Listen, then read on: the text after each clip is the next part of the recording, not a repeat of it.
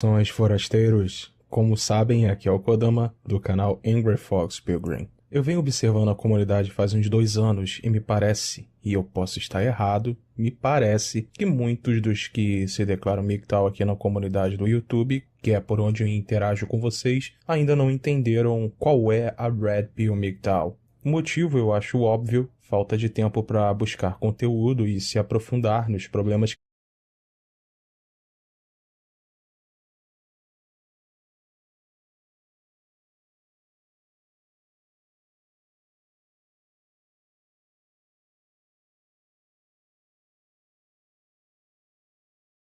que são questionados há tempos pela comunidade. E eu totalmente compreendo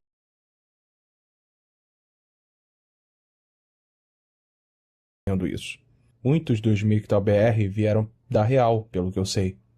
E a Red Pill da Real se trata de como lidar com as mulheres espertinhas e como não cair nas garras delas. Isso acaba causando confusão porque quando um realista se torna MGTOW, vem também com uns cacuetes, uma mentalidade que, para um desavisado, acaba dando a impressão de que MGTOW é somente uma crítica ao comportamento da mulher moderna e ao feminismo, e isso está errado. Os canais de tradução que eu sempre coloco na descrição trouxeram os principais fundamentos da Red Pill MGTOW, dos canais em inglês, e infelizmente eles não recebem toda a visibilidade que merecem.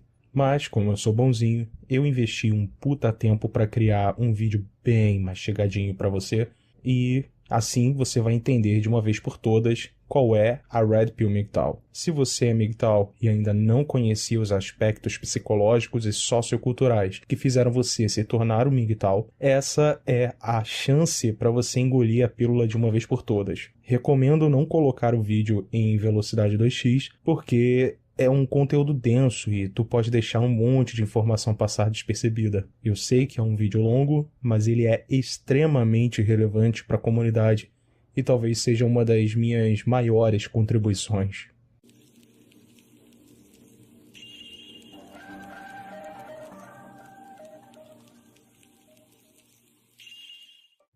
Voltemos um pouco no tempo, nas antigas civilizações.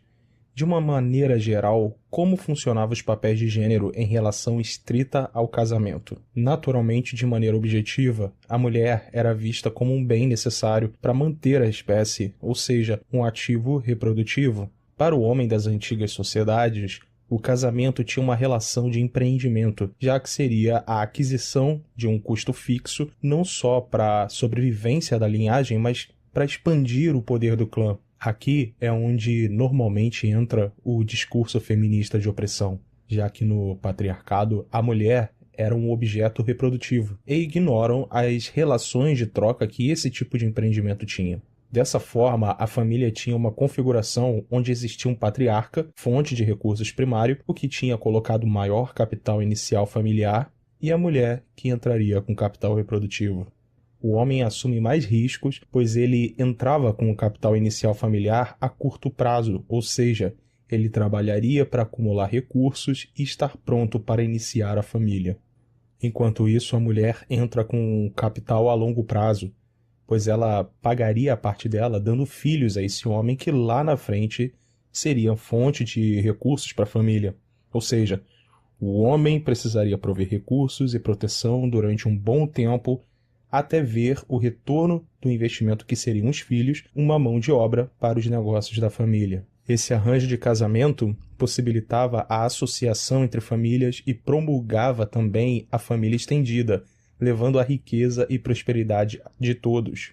A mulher, sendo o elemento mais frágil, tornava-se dependente perpétuo do marido, e por isso havia uma dívida, por assim dizer, da troca familiar, ou seja, uma obrigação para que a mulher tivesse acesso aos recursos do marido.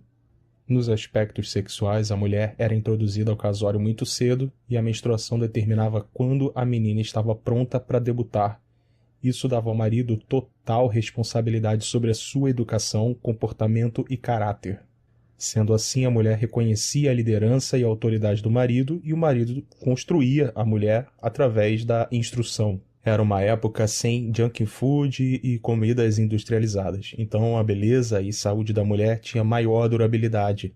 A expectativa de vida era de 50 anos e 10 a 20% da população masculina estava sendo mutilada em guerras, portanto a população feminina era bem maior. Sendo assim, havia um entendimento da mulher que foi afortunada, porque uma mulher que não casava precisaria arrumar um jeito de se sustentar. Na hierarquia familiar, a mulher era abaixo do marido e por isso tinha menos responsabilidade por causa da relação de autoridade. Se a mulher cometesse um pecado, cometeria um pecado contra o seu marido e ele a castigaria por isso. O divórcio sem culpa não existia, então a mulher não poderia deixar o marido por causa do tédio. Não há registros históricos de romantismo ou juras de amor até então, sendo o casamento um empreendimento, um negócio para a família realizado de maneira modesta e privada, sem um espetáculo de consumo extravagante.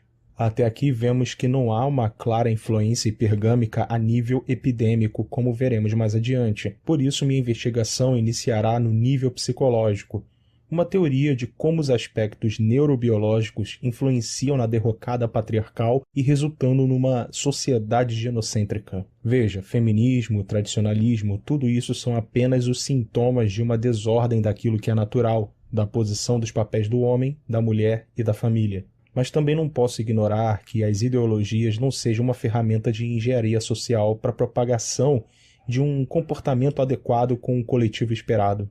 Mas desde que sejam tratados como ferramenta gatilho, que simplesmente desperta o padrão mental que já está programado profundamente na mente do sujeito. A investigação vetorial precisa ser feita de dentro para fora e determinar o limite de onde se inicia a consciência coletiva que irá influenciar o comportamento do sujeito de fora para dentro. Como ponto de partida, precisamos estabelecer que o ser humano tem um conjunto de programações, padrões, passadas através da cadeia genética. São informações dos nossos ancestrais que carregamos em nosso DNA e isso determina a nossa espécie. A neurociência vai afirmar que a programação psicológica básica também é passada por essa gênese e pelo processo de aprendizagem é que se constrói a personalidade. É como se você comprasse um computador somente com o Windows instalado, sem nenhum aplicativo a mais, e com o tempo você fosse instalando programas nele para otimizar as tarefas do dia a dia que precisam ser realizadas. Bom, nesse software base do ser humano vem instalados já alguns comportamentos primitivos, e no homem é a dominância, na mulher é a hipergamia.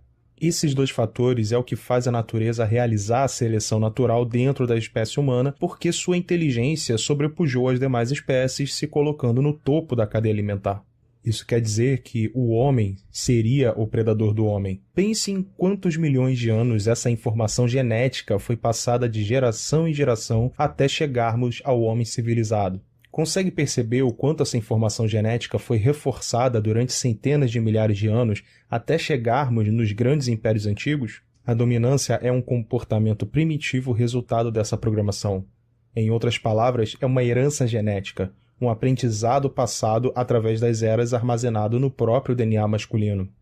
Enquanto a hipergamia direciona a mulher para buscar recursos nos homens, a dominância impulsiona os homens a competir com outros homens a fim de adquirir recursos e ter sucesso reprodutivo. Esse é um dos motivos que homens geralmente não sentem empatia por outro homem aleatório. Quando ele olha um homem qualquer reclamando de algo, ele não pensa, aqui está um irmão, ou poderia ser comigo, então vamos ouvi-lo, vamos ajudá-lo. O homem geralmente não sente essa empatia por causa da competição contínua estimulada pela dominância. E mesmo que ele não esteja pensando conscientemente nisso, seu cérebro vai direcionar suas ações. O homem só consegue vencer esse instinto e trabalhar em conjunto com outros homens quando possuem um propósito maior ou um alto senso de compaixão, seja por uma ética filosófica, moral, religiosa, etc. Isso não quer dizer que ele estará imune aos impulsos da dominância, mas é provável que ele direcione esses impulsos para um propósito de vida. Existe um pensamento antropológico moderno de que a dominância faz parte de um contexto histórico-social. Eu já tendo a acreditar mais nas evidências biológicas que irão refletir no meio social. Ou seja, fatores biológicos influenciam no comportamento que influenciam no meio social. O homem, em seu aspecto primitivo, exercia a dominância liderado pelas funções básicas armazenadas ainda na sua mente mais velha, composto pelo cérebro basal e sistema límbico, como tratado no Triune Brain in Evolution, do neurologista Paul D. MacLean. O desenvolvimento do neocórtex, ou cérebro racional, foi um grande salto no processo evolutivo, e é ele que nos diferencia dos demais animais. E segundo MacLean, é apenas pela presença do neocórtex que o homem consegue desenvolver o pensamento abstrato e tem capacidade de gerar invenções. A mente racional também serve de filtro para as novas ideias que nos são apresentadas. É como um freio aos nossos impulsos primitivos. Por exemplo, quando alguém fica embriagado, isso rebaixa a influência desse filtro e a pessoa pode perder o pudor, lobo límbico, ou ter dificuldade de processar informações visuais, lobo occipital, ter confusão mental, lobo parietal, etc, etc. Ou seja, esse freio do bom senso está ligado com essa evolução. A partir daí, o homem foi identificando seus impulsos mais profundos e construindo um pensamento que controlasse esses instintos, definindo o que seria certo, errado e definindo uma regra moral que guiasse sua vida, uma regra que ele pudesse medir a si mesmo e aos seus princípios. E desses baixos instintos da dominância nasceu também os altos valores da dominância. Antes a violência era praticada para copular com as fêmeas ou por território. Agora o homem só poderia usar de violência justificada, alinhada com a justiça e as regras que ele mesmo criou. Dessa forma, a coragem, que basicamente é o desprezo pela morte e pela dor, era uma característica que todo homem deveria ter, e especialmente na Roma antiga, onde o conceito de virtus era o que diferenciava um homem nobre de um homem fraco. Podemos perceber que hoje não há qualquer herança da cultura romana. A glória em batalha ou por fazer algo grandioso pelo seu país foi substituído convenientemente pela bravura de construir recursos para dividir com a sua esposa. Dizem, não seja covarde, colocando a coragem que falavam os romanos no mesmo patamar de uma mera validação social que dita que um homem bem-sucedido é um homem casado. Outras virtudes cardinais, como a justiça, prudência, autocontrole, corroboram também com o arete dos gregos, que é a excelência de uma vida com propósito utilizando todo o seu potencial. Para aquele que constituía a família em Roma, possuía um título, o pater familias. A esposa, filhos, recursos financeiros, bens materiais, tudo era potestas, um direito adquirido do homem como autoridade da família. As virtudes femininas para a antiga Roma era a modéstia e a caridade. Conclui-se que a dominância ou comportamento primitivo do homem enquanto espécie inferior foi controlado e domado pelo homem superior e estimulado, ou melhor, severamente cobrado dos outros homens que seguissem tais condutas, elevando o comportamento do homem e a sua moral, alcançando o respeito da própria sociedade, e por proceder desse jeito ele era recompensado. A sociedade já era mais condescendente com a mulher, já que delas era esperada a modéstia e a caridade para ser considerada virtuosa. É o que eles chamavam de pudicitia, e que herdamos essa palavra na nossa língua como pudica. Veja que nos papéis de gênero, na sociedade romana eram muito bem definidos as diferenças biológicas e psicológicas. Isso tudo era levado em consideração na construção da sua cultura. Com isso, as responsabilidades civis eram cobradas do homem, não da mulher, que respondia ao seu marido, pois estava acobertada sobre o seu domínio. Essa cultura não nos foi dada de herança, já que, para os humanos atuais, esse tipo de relação era muito extrema, muito retrógrada. Essa cultura foi completamente subvertida após a queda do Império Romano, e na Idade Medieval, outro tipo de comportamento começou a surgir: o amor romântico. A Roma antiga não era tradicionalista, ela era patriarcal, coisa que é bem diferente do tradicionalismo medieval. É importante diferenciar isso aqui, porque é bem comum ver as pessoas confundirem o significado das coisas.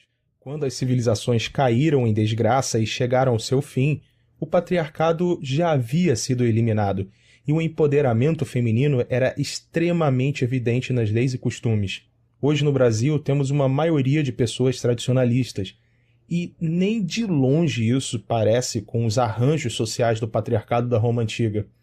Mesmo que os tradicons digam que a nossa cultura tenha bases lá, não passa de uma falácia para evocar uma sensação de legitimidade na sua luta para defender o fracassado tradicionalismo. Eu não vejo nem a sombra, nem a penumbra, nem sequer um fio de cabelo da Roma e da Grécia Antiga aqui no Brasil. Eu dou risada quando dizem que temos por herança alguma cultura da Europa Antiga. Nem a Europa tem herança cultural do seu passado. E em breve não terá também herança genética.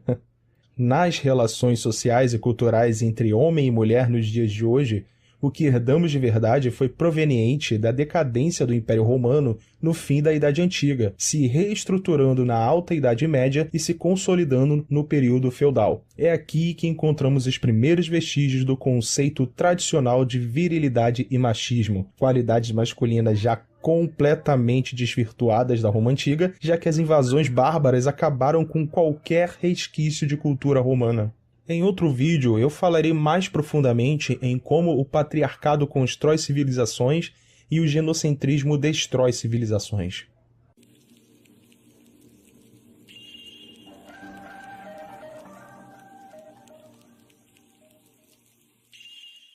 Tenho para mim que as raízes do genocentrismo encontram-se na própria natureza do homem, naquilo que eu chamo de indulgência patológica, que é uma tendência inconsciente do homem da confiança, condescendência e comiseração para as mulheres em geral, enquanto não possui nenhuma empatia com os outros homens. Enquanto a dominância do homem racional os estimula às conquistas e à construção de um caráter superior, o homem primitivo, proveniente de sua mente mais profunda e mais velha, entra em conflito com a razão.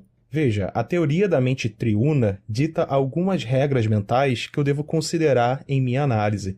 Para que fique mais claro, preciso nomear as três mentes de maneira mais popular e assim facilitar o entendimento. Nossa mente é dividida em inconsciente, subconsciente e consciente. Para fins didáticos, usarei essas terminologias. Como disse antes, o cérebro basal, ou reptiliano, corresponde ao inconsciente. O cérebro límbico, o subconsciente, e o neocórtex, o consciente. Imagine que sejam três irmãos, sendo o inconsciente o mais velho, o subconsciente o irmão do meio e o consciente o irmão mais novo. Apesar da interdependência, as três mentes operam de maneira hierárquica, então não importa o quão racional você se define, quem vai dar a palavra final será o seu cérebro emocional. A mente emocional, ou subconsciente, e aqui engloba o inconsciente, foi quem nos guiou durante todo um processo evolutivo e sua função principal era a nossa autopreservação, e isso inclui também a reprodução. Enquanto o Homo sapiens sapiens, após o despertar da nova cognição, ou neocórtex, foi a época em que começamos a justificar as nossas emoções e nomear tais emoções com aquilo que chamamos de sentimentos. Mas então, o que é a emoção? A emoção é a reação do corpo. Por exemplo, quando estamos angustiados, sentimos um aperto no peito. A angústia é o sentimento. O aperto no peito é a emoção. Agora, por que estaríamos angustiados? Esse é o momento que o cérebro racional irá justificar analisando os dados evidentes e apresentar um resultado. Então, a relação subconsciente e consciente é assim. Existe um padrão emocional instalado no seu subconsciente e ele tem um gatilho. Quando ele é acionado, o corpo sente o estímulo e reage, e a mente racional justifica aquela emoção. Com esse fluxo explicado, agora você entende por que você tomou uma decisão que aos olhos de qualquer um parecia estúpida, mas para você fazia sentido. Agora vamos a um exemplo. O tabagista normalmente diz que fuma porque aquilo relaxa ele. Ora, ele não tem plena certeza de que o cigarro faz mal para os pulmões, possui mais de 4.000 substâncias tóxicas, prejudica seu desempenho físico, tem mau cheiro e incomoda as pessoas, dentre outros males? Tenho certeza que ele sabia disso antes mesmo de se tornar um tabagista. Isso está impresso em todos os cartazes, inclusive nos maços. Então por que diabos ele começa a fumar? Ele diz que é para relaxar, que isso ajuda a pensar, que ajuda a descansar depois de um dia estressante. Isso é a mente consciente criando a justificativa para uma demanda emocional que ele não entende. porque a emoção é algo ilógico. A mente subconsciente tem uma linguagem estritamente emocional, então ela não consegue se comunicar com a mente consciente na mesma frequência. Então a mente racional inventa qualquer coisa. Mais detalhes no vídeo A Engenharia da Mente, que eu vou relançar aqui, porque eu não quero me alongar num assunto tão complexo, mas isso que eu expliquei de maneira simplificada está de acordo com a neurociência, que é uma área que eu sou entusiasta. Por causa do dimorfismo sexual fazer a mulher mais frágil fisicamente que o homem, por sua vez desenvolveu uma prática de autopreservação que está instalada na sua herança genética. Assim como o homem possui a dominância, a mulher possui a hipergamia. Sendo assim, todo homem nasce com a dominância e toda mulher nasce com a hipergamia, como uma programação de fábrica instalada no seu inconsciente. E isso não se pode mudar. Você pode customizar, instalar outros aplicativos, mudar alguns resultados, mas não muda a natureza do software. Enquanto os seres humanos inferiores, tanto o homem quanto a mulher, eram guiados exclusivamente por essa programação. Mas quando houve o despertar da consciência racional, o homem tratou de domar os seus instintos baixos, fosse através de uma lei moral, uma lei divina, uma ética filosófica, e fez isso basicamente por causa dos aspectos comportamentais provenientes da dominância. A consciência de matilha, que no Sapiens foi transmitida para a consciência de tribo ou comunidade, o que faz o homem preservar aquilo que ele construiu e pensar a longo prazo. Já a mulher, ao se beneficiar da tribo pelo assistencialismo primitivo que os machos proviam, não precisariam se esforçar tanto quanto o homem. Era assim antes do Sapiens e após a evolução para a espécie racional, a sua hipergamia apenas se adaptou às novas condições. Era cômodo para a mulher a posição que ela estava. Apenas precisaria escolher um bom macho e depois se alimentar das suas provisões. E para conseguir isso, ela precisaria ser uma boa manipuladora emocional. Apesar da genética da espécie ser a mesma, existe uma clara diferença nas duas evoluções que determinaram comportamentos análogos, porém diferentes. Por causa da dominância, o homem gera mais recursos a fim de conseguir ter mais poder reprodutivo, e a hipergamia feminina faz a mulher buscar esses recursos nos homens. A mulher consegue identificar as brechas emocionais que o homem tem quase que de maneira inconsciente, e a brecha emocional que ela manipula é a vaidade ou ego, como preferirem. O ego é uma percepção racional que temos de um padrão emocional. Como o racional não entende a linguagem do cérebro emocional, ele cria justificativas que são apenas meras sombras de uma demanda emocional. Por isso, o ego é apenas uma máscara da real causa comportamental. A maioria das pessoas não conseguem dar a explicação assertiva do porquê de alguns comportamentos que ela tem, então elas inventam alguma coisa por causa da falta de autoconhecimento. Quanto maior for a beleza da mulher, maior é o sinal da sua pureza. E quanto mais pureza, mais legitimidade da sua prole. É como se o semeador encontrasse a melhor terra para plantar as suas sementes com a certeza de que os frutos serão puros e vistosos. Não importa o quão rodada seja essa mulher, a beleza dela é um sinal claro enviado ao seu cérebro emocional de que ela é a perfeita mulher para a cópula. Pessoal, entendam. Por mais que você pense que os seres humanos sejam algum tipo de seres divinos, devido à sua crença religiosa, aqui eu estou sendo bem científico ao afirmar. O ser humano é um indivíduo emocional com lapsos de racionalidade. Em outras palavras, o ser humano não passa de um chimpanzé metido a sabichão, ou, se preferir, um chimpanzé pedante. Se você quer entender a natureza do ser humano, deve ter isso em mente. Nós não somos muito diferentes dos animais. Não há nada de especial em nós. A natureza não está nem aí quando ela provoca um tsunami que varre do mapa desde as formigas até o mais sábio dos homens. Ela não faz distinção dos seres. Ela é amoral. Ela só faz o que tem que ser feito. Então, voltando. O cérebro racional é a percepção da realidade externa do ser. O cérebro emocional é o conteúdo interno do ser. O homem exterior versus homem interior. Espero que eu esteja conseguindo fazer você me acompanhar até aqui. A indulgência é uma confiança e complacência patológica que o homem tem em relação ao sexo oposto por causa de um mecanismo que filtra essa informação externa e bate com o conteúdo interno. A indulgência é um filho pródigo da vaidade e do ego do homem. Quando a vaidade do homem é manipulada pelo sexo oposto, o homem tende a realizar as glutonarias dos desejos femininos para ter acesso, ainda que remoto ou impossível, do aparelho reprodutor da mulher. Isso é o que leva um cara a comentar na foto de uma mulher que ele jamais irá se relacionar sexualmente, por exemplo, elogiando uma modelo ou atriz no Instagram, porque, racionalmente, ela é de impossível acesso, mas a mente emocional dele não consegue realizar isso. Para a mente, basta dar um impulso. Aquilo que a sua mente emocional acredita, você acredita. Quando o seu cérebro instintivo manda um impulso, ele não quer saber se você conseguirá a empreitada ou não. Ele está ali só para executar aquele estímulo, que no caso citado foi visual. Por isso, quando você assiste a um filme erótico, você acaba ficando excitado, ainda que, de fato, você não esteja na cena realmente. Consegue entender agora o que eu quero falar? Então, toda a demanda de um padrão emocional vai gerar uma justificativa do cérebro racional.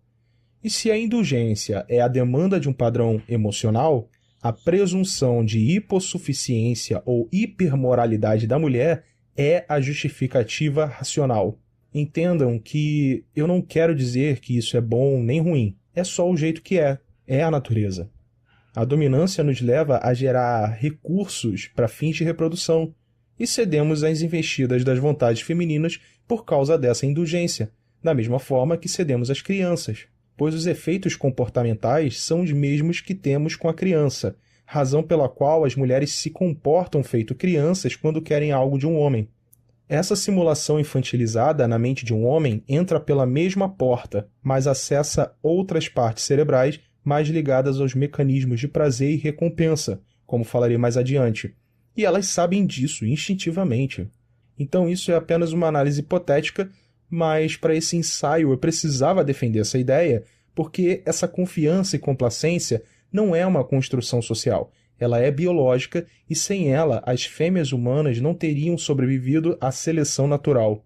É justamente por causa dessa indulgência que, em tempos de prosperidade econômica, o ginocentrismo começa a desabrochar, como veremos no próximo capítulo. O homem apaixonado é como um adicto que precisa da sua dose o tempo todo. E naquele momento a sua dominância foi subjugada, não pela mulher, mas por ser um homem permissivo e se render à sua vaidade por causa desses estímulos.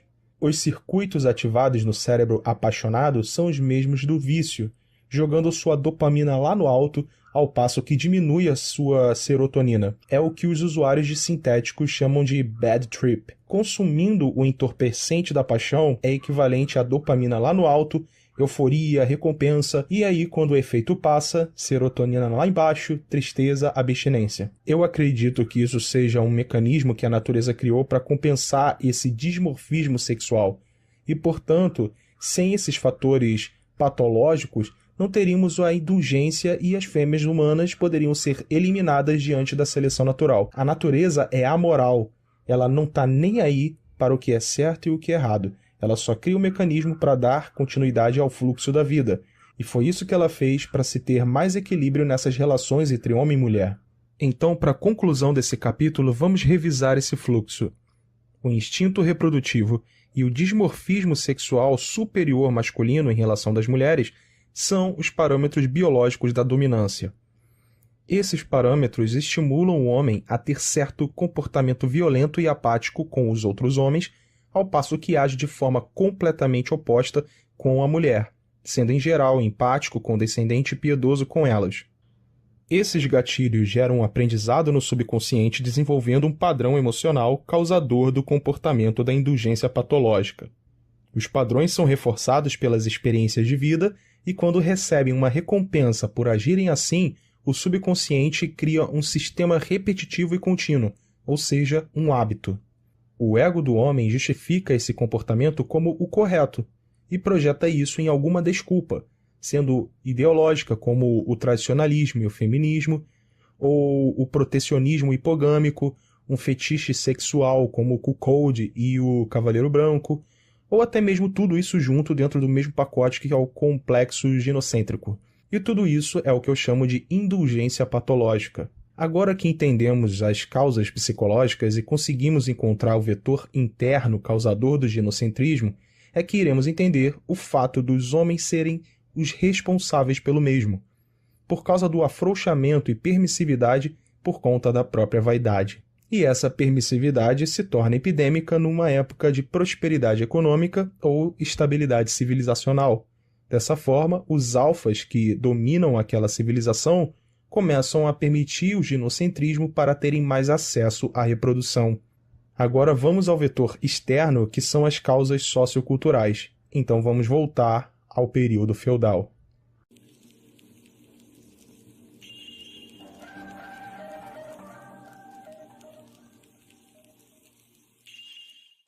Agora que concluímos que a indulgência é uma característica patológica, portanto emocional do homem, e que lutar contra isso exige-se muita iluminação, irredutibilidade, autoconhecimento, retidão e autocontrole dos baixos instintos, vamos entender os fatores externos que estimularam esse comportamento que se tornou uma cultura conhecida como tradicionalismo e da sua irmã gêmea, o feminismo.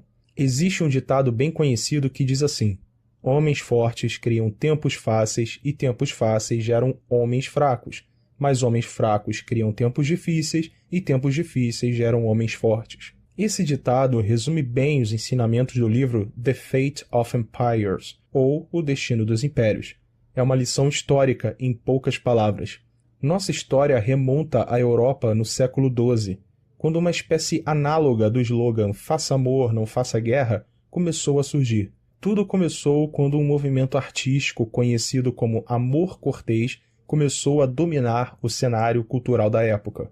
Devido ao multiculturalismo da época, introduziu-se uma prática árabe, uma espécie de culto ao sexo feminino, e aliado a fortes tendências dos cortejos aristocráticos e ao marianismo, ou mariolatria, se preferir, que praticamente elevava a mulher da época ao status de santas como a Virgem Maria, e tudo isso sendo acoplado ao código de conduta militar da época, temos o que conhecemos como cavalheirismo. Mas aí você me pergunta, como diabos conseguiram colocar o amor cortês dentro do código de conduta e comportamento dos militares?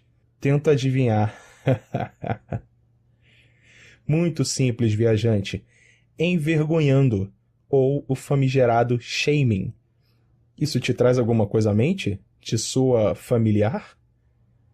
Agora você vai entender de uma vez por todas por que os tradicionalistas são inimigos do homem, traidores do próprio gênero, e por que, como MGTOW, nos opomos a eles.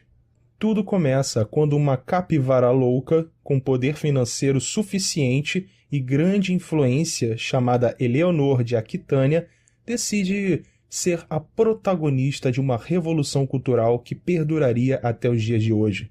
Ela começou a financiar escritores, músicos trovadores, peças artísticas e, juntamente com Marie de Champagne, presidiam um protótipo da vara de família conhecida à época como Tribunal do Amor. Mas eu não quero me adiantar. Para fins didáticos, eu vou usar alguns termos de hoje para exemplificar e deixar de forma clara o que era feito nessa época. Os cavaleiros eram os homens mais famosos e ricos da época. E quando eles eram acusados de alguma atitude indisciplinar, algum abuso que poderia ser considerado como machismo ou masculinidade tóxica, ele era envergonhado publicamente para que a sua atitude servisse de exemplo e justificasse uma reforma cultural no comportamento dos homens. Então a Marie de Champagne reuniu toda a aristocracia da época, desde os soldados mais ralé até os príncipes, e o que podemos chamar de classe média e beautiful people, para alinhar com eles como deveria ser a etiqueta dos homens e das mulheres. Um exemplo disso é que a caça foi considerada um comportamento grosseiro, sendo substituído por jogos de cavalaria, de forma a domar a inclinação dos homens à caça. Marie tinha um desejo profundo de convencer os homens da sociedade sobre as suas falhas, uma espécie de me desculpe por ser homem, e prescrever o amor romântico e, simultaneamente, a adoração às mulheres como remédio. Através dessa cartilha, foi introduzido o amor romântico como parte da conduta do Código Militar, e assim domar, como elas chamavam, a brutalidade e a desordem dos homens. A ideia de que o amor é enobrecedor e necessário para a educação de um cavaleiro vem dessa época. O homem de verdade eram os melhores amantes e, por conseguinte, os melhores cavaleiros. Como braço dessa revolução cultural, havia o marianismo ou a mariolatria.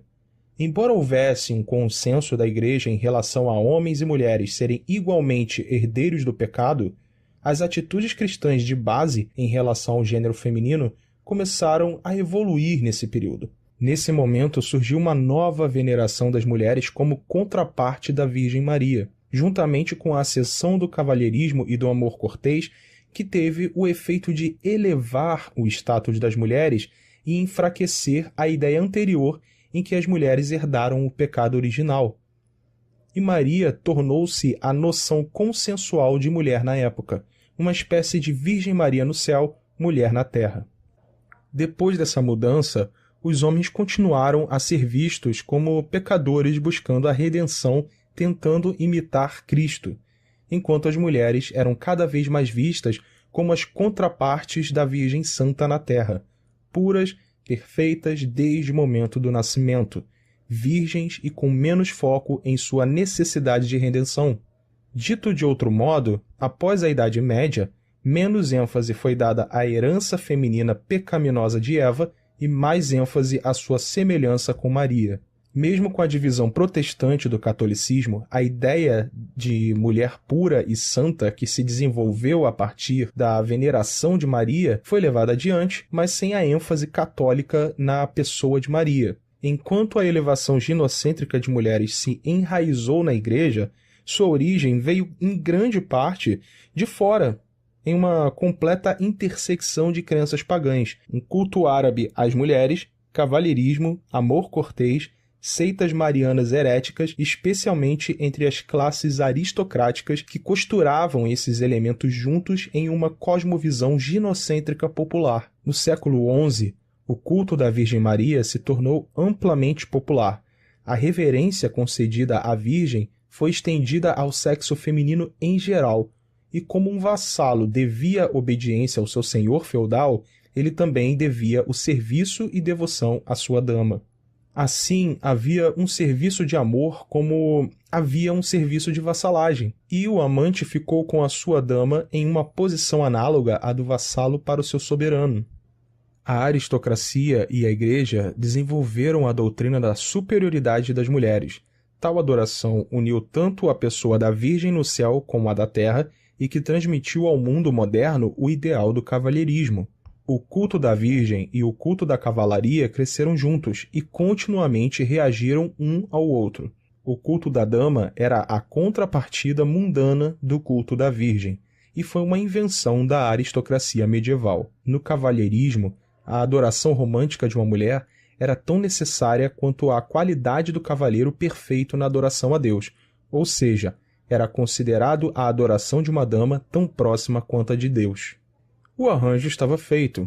Agora que o poder do amor foi estabelecido, a querela feminina foi satisfeita e o amor romântico a todo vapor dentro do código de cavalaria, começamos a ver o comportamento dos soldados românticos muito próximo do que a gente vê hoje. Por exemplo, ele vai lutar até morrer por sua dama, cartas de amor na linha de frente, uma foto amarrotada da sua namorada em algum bolso do uniforme, em vez de ser pela pátria ou pelo rei, é o seu amor por ela que agora impulsiona o sacrifício militar de um homem. Filmes que retratam guerras ou aventuras sempre têm um herói e sua dama parando por um longo beijo, com as bombas explodindo e prédios caindo ao redor deles, como se sugerisse que toda aquela carnificina é por causa dela. Um exemplo recente disso é o filme John Wick Parabellum, que por sinal eu curti muito esse filme. Mas em determinado momento perguntam para o John o motivo de tudo aquilo. Pelo que ele continuava lutando? Ele responde que é para manter a memória da sua amada viva.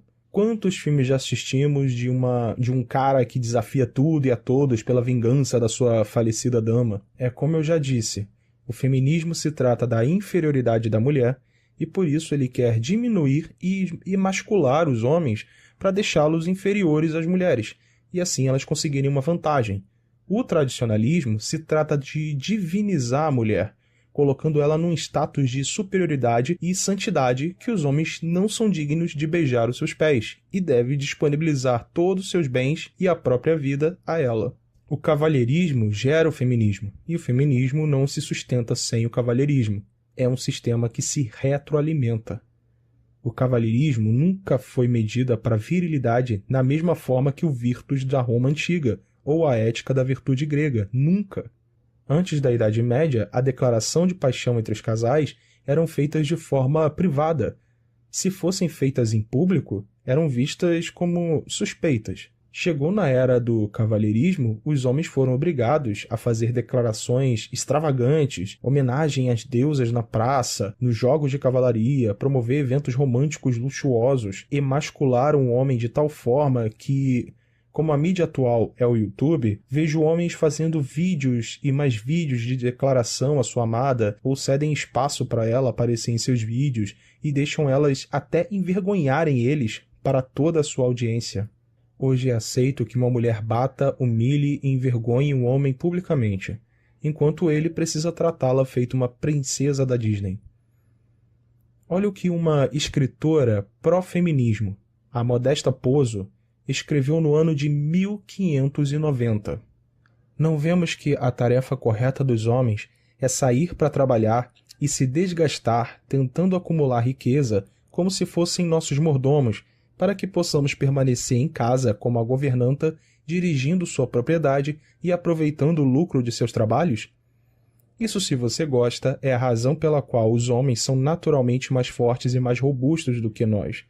Eles precisam ser, para que possam suportar o trabalho duro em nosso serviço. Agora, olha o que a ministra Damares disse agora, em dezembro de 2018. Hoje, a mulher tem estado muito fora de casa. Costumo brincar como eu gostaria de estar em casa toda a tarde, numa rede, e o meu marido ralando muito, muito, muito para me sustentar e me encher de joias e presentes. Esse seria o padrão ideal da sociedade. Consegue enxergar o padrão aqui? O tradicionalismo alimenta o feminismo. Um não existe sem o outro. O feminismo colocou as mulheres para trabalhar e competir com os homens, mas como elas não conseguem competir diretamente com os homens no mercado de trabalho, então o feminismo cria políticas públicas para tirar cada vez mais as vantagens naturais dos homens e criar vantagens artificiais para as mulheres. Em ordem simultânea, o tradicionalismo também cria essas condições de trabalho para a mulher, mas no comportamento prático o dinheiro da mulher é dela e o dinheiro do homem também é dela. Isso é ser homem de verdade para o tradicionalismo, sacrifício em prol da dama. E mulheres tradicionais não se diferenciam muito das feministas. Eu acho que mulheres tradicionalistas são até mais covardes que as feministas, porque elas se fingem de santas, fecham os olhos para as cagadas que o feminismo fez, mas se beneficiam de todos os privilégios que podem da sociedade. Outras gritam e ofendem as feministas, mas quando se fala de cortar algum privilégio delas, esperneiam feito crianças. Ao menos a feminista é identificável, já a tradicionalista se esconde por trás da aura de deusa virginal e usa o feminismo como espantalho para desviar de si a mácula doentia que as feministas carregam. Não querem perder a veneração e o sacrifício do homem em prol de si mesmas. Outra prática no feudalismo sexual era o tribunal do amor. Mulheres adoram eufemismos. A vara da família é a vara da mulher no lombo do homem. E o tribunal do amor era o tribunal do ódio contra o homem. Ou seja, era em teoria para resolver problemas matrimoniais, mas na prática era para envergonhar e punir o homem por não tratar a deusa como deusa. Esse tribunal do amor era composto somente por mulheres. Também era conhecido como a Corte das Damas, onde presidiam como juízes Eleanor da Aquitânia, sua filha Marie de Champagne, sua sobrinha Isabelle de Flandres e Ermengarde, condessa de Narbonne. E além disso, era composto por 70 júris mulheres. What a time to be a knight. Você passa anos numa cruzada e quando volta tá tudo uma merda. As punições eram diversas. Elas espalhavam a notícia de repúdio ao macho tóxico através de panfletos, espécie de tabloide da época, E é normal que você compare isso ao mainstream dos dias atuais. Ser cavaleiro era uma honra e um grande status na sociedade conseguido com muito sacrifício e labor, que poderia ser totalmente destruído com uma simples notícia como uma falsa acusação num panfleto. Poderia chegar a punições mais severas, como perda de bens, propriedades, títulos, era um horror. Não, senhor, a palavra da mulher valia muito mais do que a de um cavaleiro. Uma mentira da deusa virgem valia mais do que 1000 verdades de um cavaleiro. Tudo era analisado sempre pela ótica feminina. Eu disse antes que o bom senso de comunidade do homem civilizado sempre foi um termômetro na sua moralidade. Se ele errasse, ele estaria sujeito às regras que ele mesmo inventou. Já a sua mulher, sob sua tutela, seus baixos instintos eram freados pelo marido. Quando os papéis se inverteram no tradicionalismo cavalheiresco, a mulher perdeu o freio, cara. É muito raro se ver uma mulher com valores espirituais que consigam chegar às mesmas conclusões lógicas e ter uma conduta moral como um homem, justamente porque ela nunca precisou fazer isso. Elas receberam todas as benesses de graça e nas civilizações antigas só era esperado que ela fosse casta e modesta. A única mulher que eu estudei, e posso dizer com propriedade que possui um alto valor espiritual, para mim, foi a Esther Vilar.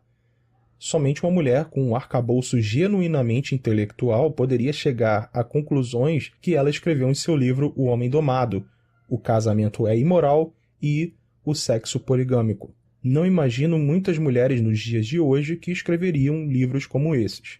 A indulgência patológica do homem em relação à mulher tirou qualquer freio que existisse, deixando elas se entregarem aos seus desejos narcísicos mais baixos e tomarem atitudes perversas contra um homem. E isso está consolidado há mais de 800 anos. Você realmente acha que dá para consertar um negócio desses? Acha que as leis vão melhorar?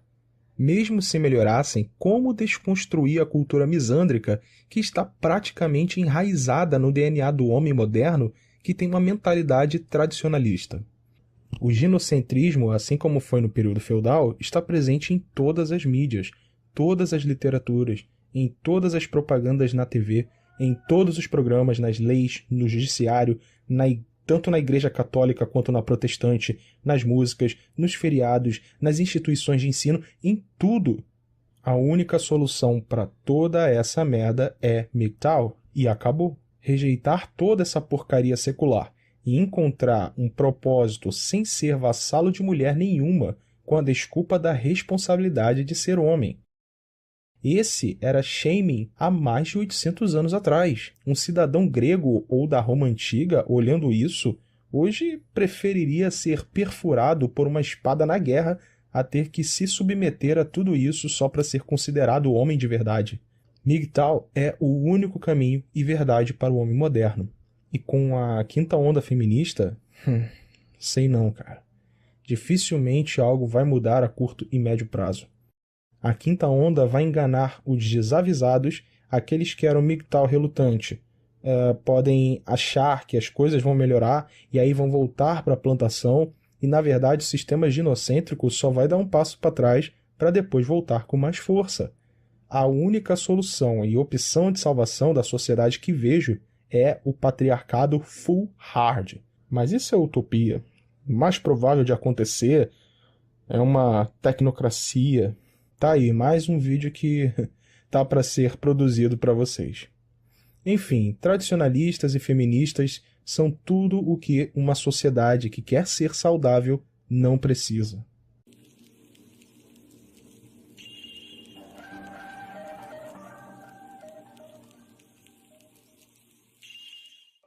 Bom, os principais comportamentos prescritos pelo Código de Amor Cavalheiresco são as realizações de feitos românticos, bravura e vassalagem.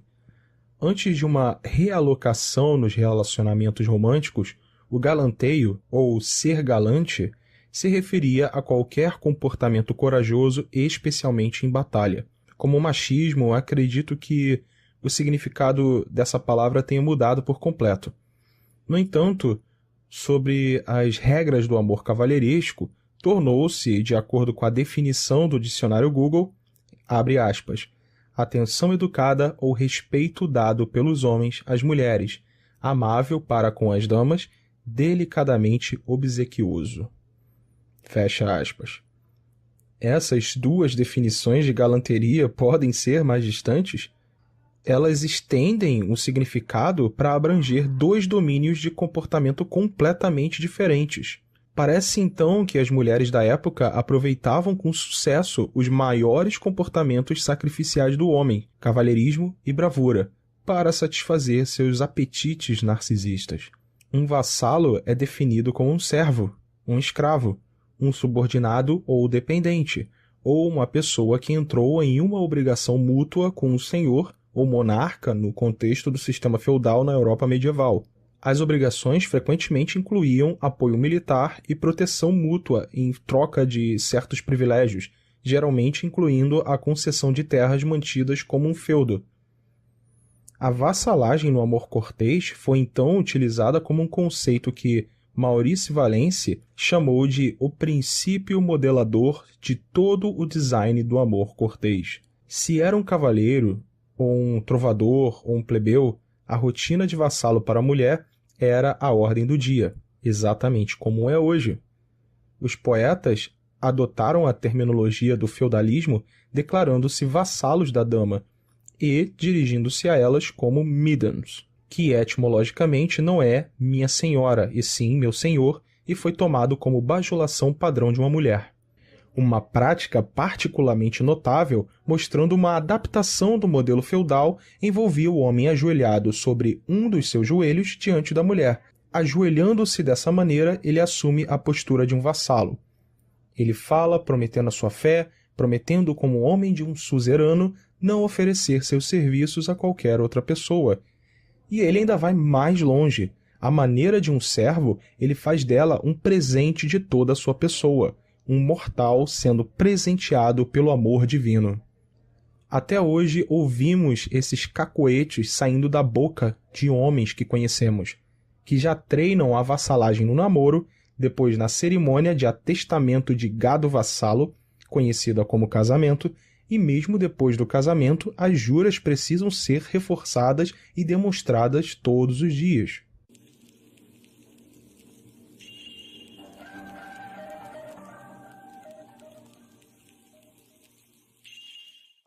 Imagine a Europa do século XII como uma grande performance teatral encenando os temas do amor cavalheiresco que se tornariam tão populares que seus atores continuariam a servir como modelos para a população global 800 anos depois. Então temos os seguintes papéis: senhoras do tribunal, que são as feministas. As feministas hoje se referem às damas da corte no final da Idade Média como as primeiras feministas, ou proto-feministas, e como as feministas modernas, essas mulheres desfrutavam de privilégios e meios consideráveis. No século XII a XIV, as evidências mostram que as mulheres começaram a se agitar para aumentar a autoridade sobre a maneira correta de homens e mulheres conduzirem os relacionamentos, com ênfase especial no que consideravam papéis aceitáveis para o homem numa sociedade civil e digna. Não é de se surpreender que seja precisamente essa a época em que mulheres poderosas puderam estabelecer as cortes de amor, encabeçadas por mulheres que agiram de maneira comparável aos tribunais de famílias de hoje, arbitrando disputas de amor entre casais em conflito. A literatura-chave do período que detalha a etiqueta adequada esperada nas relações de gênero foi encomendada por mulheres poderosas, por exemplo, A Arte do Amor Cortês, e em alguns casos foi escrita pelas próprias mulheres, por exemplo, os escritos de Christine de Pizan ou de Marie de France. O discurso emergente agia como uma droga que prometia a introdução de um poder unilateral para as mulheres sobre os homens. A disseminação da literatura romântica prometia se espalhar rapidamente para todas as classes sociais do continente. Temos vivido com as consequências desde então, uma revolução muito mais significativa para a história das relações de gênero do que a introdução da pílula anticoncepcional e do divórcio sem culpa. sendo estes últimos meros produtos acidentais gerados dentro de uma cultura maior de amor cavalheiresco. Os arquétipos introduzidos na sociedade por essas senhoras de alto nascimento são instantaneamente reconhecíveis. A donzela em perigo são as mulheres inocentes, mulheres desamparadas, mulheres como vítimas. A princesa são as mulheres mais belas, mulheres como sujeitos narcisistas exigindo devoção, mulheres merecedoras de privilégios especiais. E as senhoras nascidas no alto, mulheres moralmente puras, mulheres como preciosas joias, mulheres como superiores, mulheres como titulares. E essas ilusões asseguravam que as atenções dos homens seriam dedicadas às mulheres. Um programa tão bem sucedido que as feministas modernas continuam a moldar a paisagem cultural de hoje com a propaganda de seus antepassados protofeministas. E assim como seus antepassados, as mulheres continuam a usar narrativas constrangedoras para facilitar sua herança pedestalizadora. Cavaleiros brancos. Essa metáfora se refere a tais indivíduos heróicos, homens que são galantes de muitas maneiras, mas principalmente das formas erradas, como se mostrar a mulheres ao mesmo tempo em que se delicia em competir e machucar outros homens. Mais do que qualquer outro jogador nessa peça, os cavaleiros brancos se especializam em comportamento galante com o objetivo de impressionar e finalmente conseguir que seus egos sejam acariciados pelas mulheres. Para esses primeiros cavaleiros brancos, o torneio, precursor dos torneios esportivos modernos, consistiam em competições cavalheirescas ou lutas na Idade Média. Nessas lutas, os cavaleiros estavam dispostos a ferir seus semelhantes para ganhar o elogio das espectadoras. Os competidores eram observados em uma batalha por mulheres que atiravam as suas peças de roupas nas arenas para que os esportistas usassem a peça de uma mulher em particular e a representassem na arena. Os homens estavam basicamente lutando por ela, assim como faziam em outros lugares em campos de batalhas reais. Ao galante homem que ganhou seu torneio seria concedido uma oportunidade para brincar com a mulher que ele representou no ringue.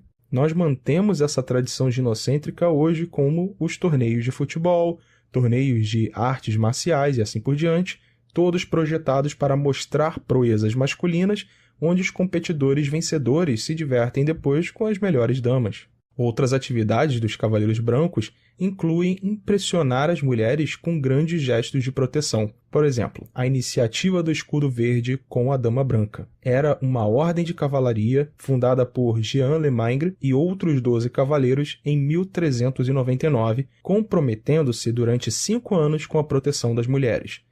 Inspirado pelo ideal do amor cortês, o objetivo declarado da ordem era guardar e defender a honra, propriedade, bens, reputação, fama e louvor de todas as damas e donzelas. Uma empreitada que mereceu o louvor de Christine de Pizan. Lemaitre, cansado de receber queixas de senhoras, donzelas e viúvas que alegavam estar oprimidas por homens poderosos e não encontrando nenhum cavaleiro ou escudeiro disposto a defender a sua justa causa, fez um juramento escrevendo uma longa carta onde explicava o seu propósito para que fosse divulgado amplamente na França e além de suas fronteiras. A carta explicava que qualquer moça, jovem ou velha, que se encontrasse vítima de injustiça poderia pedir um ou mais cavaleiros por compensação, e esse cavaleiro responderia prontamente e deixaria qualquer outra tarefa que ele estivesse realizando para combater pessoalmente o opressor da dama. As semelhanças dessa ordem com empreendimentos contemporâneos, como a campanha White Ribbon, nos quais os embaixadores masculinos juram a todas as mulheres nunca tolerar, desculpar ou permanecer em silêncio sobre a violência contra as mulheres e intervir e agir contra qualquer homem acusado de delito contra uma mulher. Trovadores 1. POAs, promotores do gaming. O trabalho dos trovadores era espalhar a palavra sobre as virtudes do amor cavalheiresco através da música, poesia e contação de histórias. Tanto a aristocracia quanto os plebeus gostavam de ouvir histórias sobre bravura e as damas eram varridas com poemas épicos de amor, enquanto os trovadores praticavam os rituais do amor cavalheiresco. Assim como os PUAs ou gamers de hoje, que escrevem e falam em louvor da vagina, os trovadores também eram compositores e promotores da arte do amor, para alcançarem a realização sexual. Eles continuam a tradição da escrita em prosa para ilustrar as muitas maneiras de lisonjear as mulheres a fim de entrar em suas calças. O jogo é uma palavra muito apropriada para essa tradição de 800 anos, com a sua proibição de linhas ensaiadas e falta de autenticidade pessoal. É um jogo roteirizado de adoração de mulheres que visa um objetivo estreito. Em essência, isso equivale a um fingimento de amor cavalheiresco para fins de manipulação, geralmente para ganhar sexo. Quando as mulheres modernas chamam esses jogadores de homens de verdade, elas podem estar muito próximas dessa marca. Enquanto eles pessoalmente pretendem rejeitar o cavalheirismo, no entanto, adotam seus princípios para alcançar o que querem. Trovadores 2. Homens pró-feministas ou manginas. Ao contrário dos trovadores mencionados que defendiam um amor voltado para a realização sexual, o Trovador 2 defendia um amor mais idealizado de desejo que não se consuma na realização sexual. Em essência, esses homens mais pareciam Romeus bajuladores do que Casanova excitado. O conceito norteador para eles era chamado de amor puro. Tais homens eram particularmente prevalentes no norte da França, enquanto no sul vemos os trovadores 1, celebravam um amor mais carnal, no qual se buscavam encontros sexuais completos. Outra coisa que distinguiu os trovadores do tipo 2 do primeiro é a autenticidade. Esses homens pareciam se identificar completamente com o papel e não eram meramente jogadores.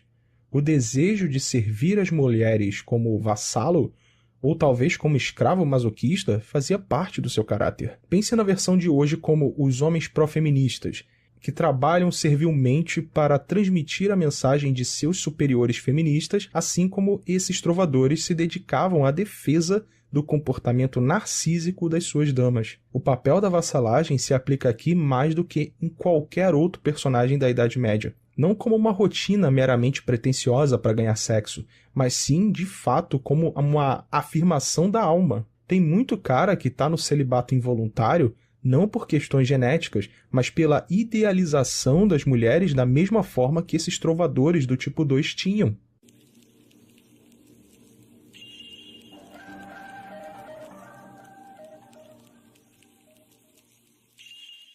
As evidências do ginocentrismo podem ser encontradas antes da Idade Média. Então o ginocentrismo teria 800 anos aproximadamente. Mas para determinar se a tese é válida, primeiro precisamos definir o que é ginocentrismo. O termo ginocentrismo tem estado em circulação desde 1800, com a definição geral sendo focada nas mulheres, preocupado com as mulheres. Adam Kostakis classifica ainda mais o ginocentrismo como, abre aspas, sacrifício masculino em benefício das mulheres e a deferência de homens para mulheres. E conclui, o ginocentrismo, seja pelo nome de honra, nobreza, cavalheirismo ou feminismo, sua essência não mudou.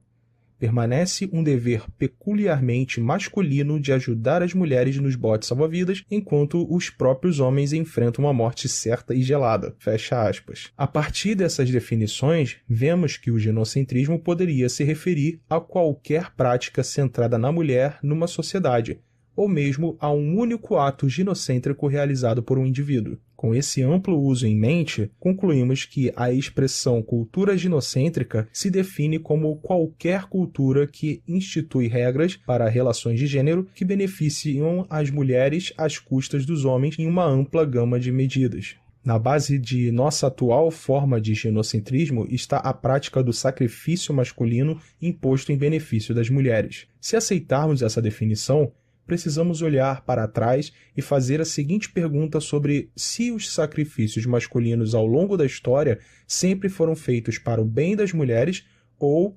alternativamente, por causa de algum outro objetivo principal. Por exemplo, quando os homens iam morrer em grande número nas guerras, era para as mulheres ou era para o homem, o rei e o país? Se foi pelas mulheres, então podemos afirmar que isso foi resultado de uma cultura ginocêntrica intencional. Se o sacrifício não é destinado ao benefício das mulheres, mesmo que as mulheres sejam ocasionalmente beneficiárias do sacrifício masculino, então não estamos lidando com o ginocentrismo. A descartabilidade masculina, estritamente para o benefício das mulheres, vem fortemente após o advento da Revolução de Gênero do século XII na Europa, uma revolução que nos deu termos como bravura, cavalheirismo, amor cavalheiresco, cortesia, romance e assim por diante.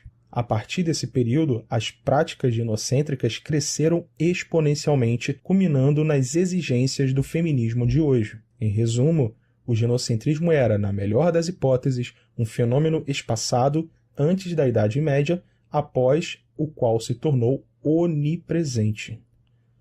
Com tudo isso em mente, faz pouco sentido falar de cultura ginocêntrica a partir da Revolução Industrial há apenas 200 anos atrás, ou 100 ou 30 anos atrás, ou de ter 2 milhões de anos, como alguns argumentariam.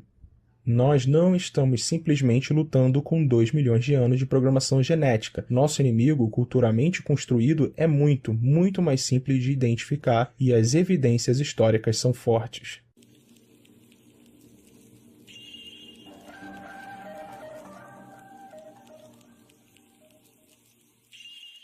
Para mim já deu essa sociedade. Já saí da mesa de negociação, porém, eu acredito que ainda existam muitos homens em potencial por aí que podem ser alcançados com a mensagem MGTOW. Eu não sou ativista dos direitos dos homens, eu apoio demais os camaradas do movimento, mas não acho que direitos iguais aos das mulheres resolveria qualquer coisa, muito menos tentar frear o avanço das leis feministas, que isso não vai acontecer. A resposta certa para essa equação é seguir o seu próprio caminho. É a melhor escolha e é a única escolha na verdade. Se algum dia temos uma chance de reverter o estrago feito por séculos de ginocentrismo, é somente através da mensagem do homem livre, um homem de cada vez, como naquele filme com o Andrew Garfield, Até o Último Homem. Esse é o meu trabalho aqui, a fim de evitar uma epidemia de homens tirando a própria vida ou perdendo a sanidade por causa de uma ilusão chamada casamento e do narcisismo da mulher moderna.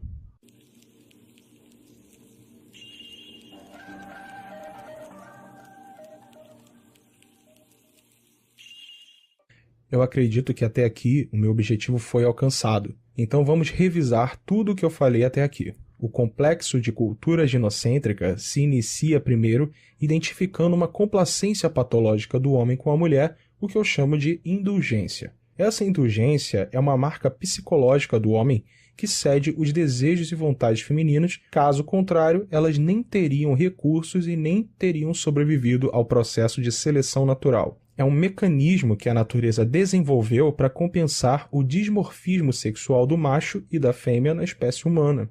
Porém, com o surgimento do homem civilizado, esses aspectos psicológicos se tornam mais perigosos, sendo justificados indevidamente como uma presunção de hipossuficiência pelo feminismo ou hipermoralidade feminina pelo tradicionalismo, pelo fetichismo hipogâmico, cuckold, cavaleiro branco, etc., entre outros já citados.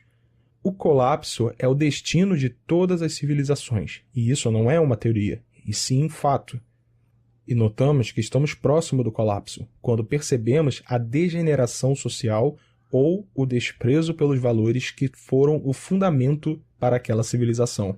Após o colapso de uma civilização, outra se forma com valores mais fracos do que a antecessora, pois herda muito mais as fraquezas, pois estão cronologicamente mais próximas.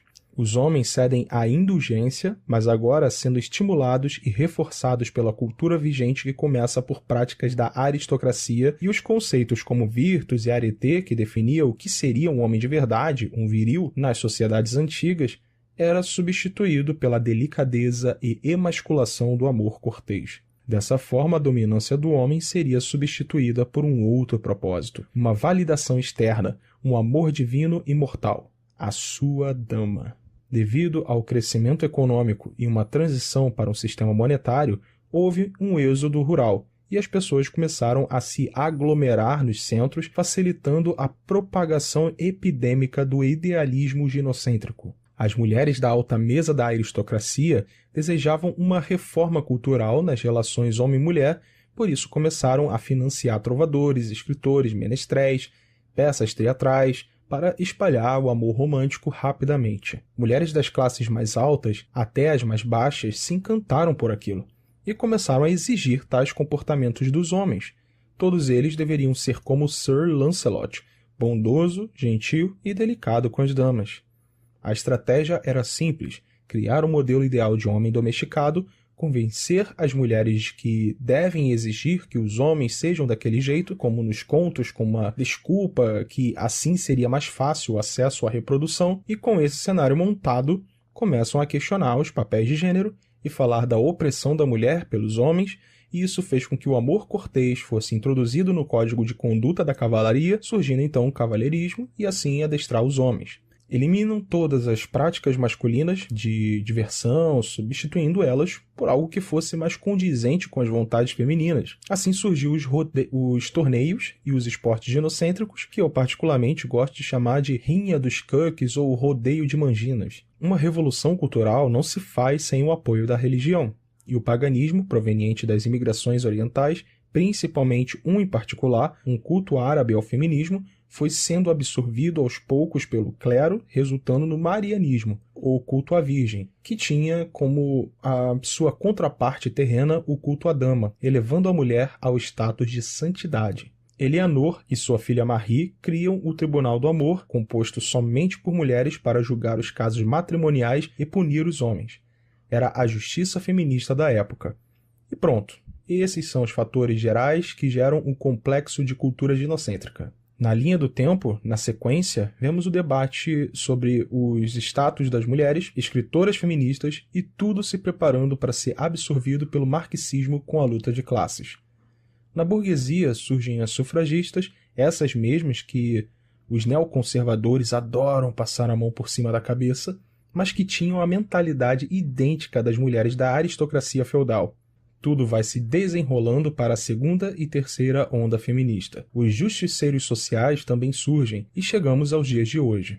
Espero que tenha ficado claro quais são as raízes do nosso problema hoje, que é o ginocentrismo, e as razões do MGTOW rejeitar os papéis de gênero tradicionais. Estamos vendo a história do século XII se repetindo: aglomeração de pessoas nas metrópoles, surgimento de novas tecnologias, crescimento econômico, globalização, imigração, influência de outras culturas, avanço do ginocentrismo e degeneração comportamental. Mesma coisa aconteceu na Revolução Industrial, mesma coisa aconteceu na Segunda Guerra e a mesma coisa vem acontecendo até os dias de hoje. O patriarcado morreu no auge da Grécia e Roma Antiga, e depois disso os valores masculinos foram completamente relativizados, só sendo considerado o homem aquele que se sacrificar por uma mulher. Agora estamos caminhando a passos largos para uma transição de idade para a era tecnocrática ou qualquer nome que os remanescentes deem daqui a 100 ou 200 anos, e vamos ver até onde os homens fracos, ou seja,